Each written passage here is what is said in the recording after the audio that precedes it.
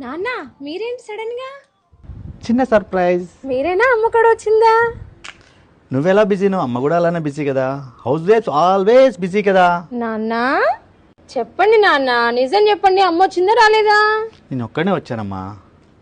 అయినా నేను నీతో మాట్లాడను రా. నాన్న నాన్న ఏమైంది? ఇప్పుడే టెర్రస్ మీదకి వచ్చాము. చెప్పు చెప్పు, వినిపిస్తుంది ఇప్పుడు? వినిపిస్తుందా? కరెక్ట్గా ఉందా వాయిస్?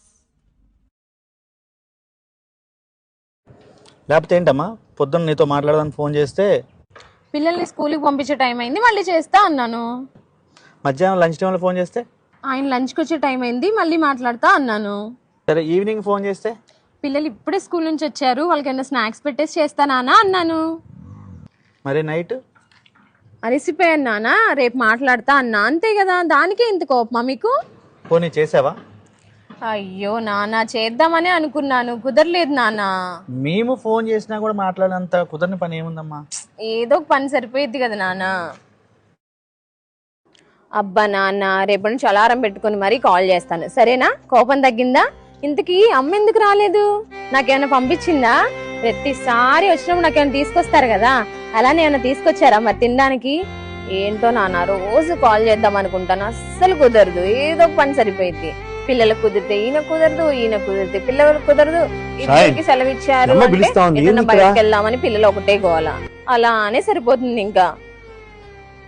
అదేం షాయన్, అమ్మాయి ఇంకా వాళ్ళ నాన్న మర్చిపోలే? ఏం మర్చిపోతుందన్నా, అసలే తనకి వాళ్ళ నానంటే ప్రాణం. వాళ్ళ నాన్న చివరి చూపు కూడా చూడలేకపోయింది, అలా ఎలా మర్చిపోతుంది అనుకుంటున్నావు? ఏ ఆడపిల్ల అయినా అలా మర్చిపోగలరా? వాళ్ళ నాన్న అమ్మ పిలిచినప్పుడు ఒక్కసారి నేను వెళ్ళి రావచ్చు కదా. పెళ్ళైన ఆడపిల్లకి బాధ్యతలు ఎలా ఉంటాయో మీకు తెలుసు కదా అన్న.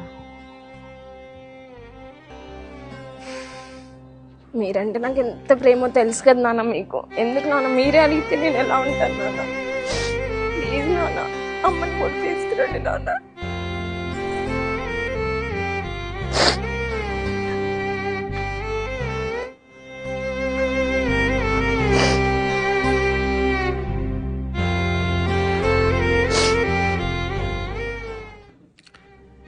ఏ ఆడపిల్లకైనా వాళ్ళ నాన్నే మొదటి హీరో అండి. అటువంటి నాన్నే లేడని తెలిస్తే ఏ ఆడపిల్ల తట్టుకోలేదండి. కుండంత అండ ఉండే నాన్న లేడంటే ఏ ఆడపిల్లైనా సరే ఇలాగే ఏడుస్తూ ఉంటుంది. ఎన్నిసార్లు వాళ్ళని కలవాలనుకున్నా బాధ్యతలు తన కాళ్ళని అలా చుట్టేశాయన్నమాట. ఇందులో మనం ఎవరిని తప్పు పట్టడం లేదండి. కాలంతో పాటు మనం కూడా పరుగులు తీస్తూ ఉన్నాము. బంధాలని, బంధుత్వాలని ఇదిగో ఇలా అప్పుడప్పుడు వదిలేస్తూ ఉన్నాము.